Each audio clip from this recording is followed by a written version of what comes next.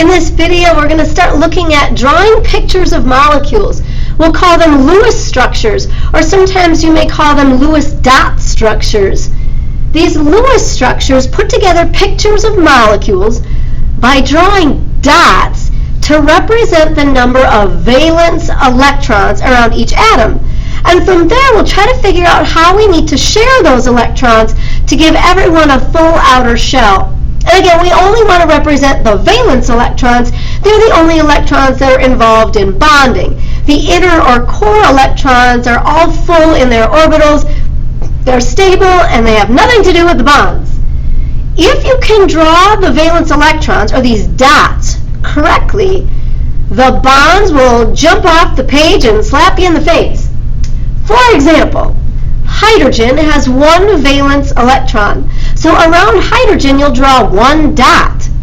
Well, that's not so bad. You can put that one dot anywhere. You can put it on the side. You could have hydrogen. You could put the dot on the top. That wouldn't matter where you put the dot. As long as somewhere around your hydrogen you have one dot to represent hydrogen's one valence electron. Beryllium, group 2, they have two valence electrons. With two valence electrons, we will organize them one on each side. And if you think about it, electrons are negative, and like charges repel. So we want to try to put these negative electrons as far apart as possible. So we'll put them on opposite ends of the beryllium. The boron family has three valence electrons. Three valence electrons will look like a little triangle. For a similar reason. You have three negative electrons. They all repel and want to go as far apart as possible. So the furthest we can put those three valence electrons around the central boron is in a triangle, about 120-degree angles from each other. Carbon has four valence electrons, and the entire carbon family for that matter. And so we'll draw 1, 2, 3, 4. 4 dots around the carbon to represent his four valence electrons. When you get to the nitrogen family with 5 valence electrons, we try to show those electrons as they would appear in the orbitals. So if you remember blast from the past, let's say I was doing the orbital diagram for nitrogen. So we have the 1s, we have the 2s, and then we have the 2p. The 3 orbitals in the 2p. Okay, so the nitrogen family, or I guess nitrogen for that matter, is number 7. So we'd have 1, 2, 3, 4. And then remember when we get to the p orbitals, we fill them one electron at a time. And if we needed, we'd go back and pair. Now again, with these dots, we're only showing the valence electrons, so I'm really only concerned with these electrons in the second energy level. The highest energy level is the second. There are 5 valence electrons, and they're organized as 2 paired electrons and 3 single electrons.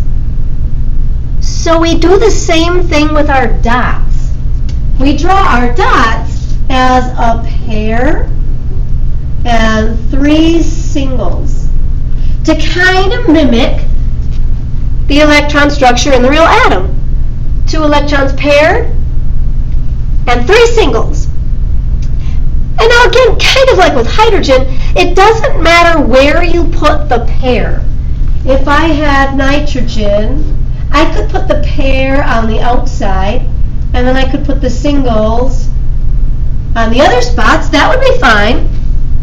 It doesn't matter where you put the pair as long as you have them arranged as a pair and 3 singles. But now watch what happens with oxygen. Oxygen has 6 valence electrons. And if I were to add a 6th electron to this electron orbital diagram, I would have to go and pair one. And so when we draw the dots around oxygen or anyone in the oxygen family, the 6 valence electrons will be organized as 2 pairs and 2 singles. 2 pairs and 2 singles. And again, it doesn't matter where you put the pairs or the singles, as long as you have 6 dots to represent the 6 valence electrons, and of those 6 dots, you have them organized as 2 pairs and 2 singles. And so now you see where we're going with fluorine, right? Fluorine's going to have 7 valence electrons, so I'd have to go and pair another one. So when I draw my 7 valence electrons, they'll be organized as 3 pairs and 1 single, to kind of mimic the real electron structure in the atom. We have 3 sets of paired electrons and 1 single, 1 lone electron. And again, it doesn't matter where you put the single dot.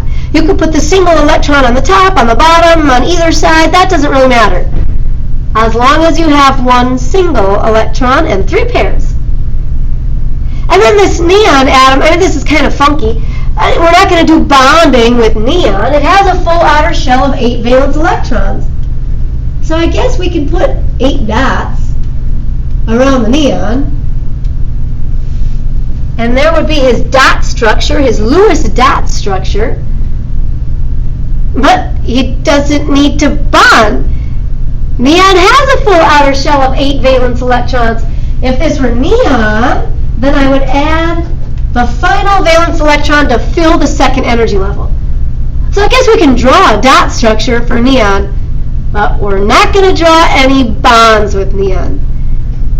If you can get these dots correct, you can figure out the bonds.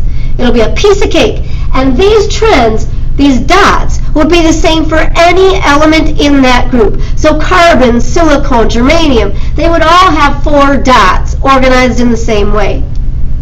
If you can get these dots right, in the next video I'll start bonding different atoms together and it'll be a piece of cake.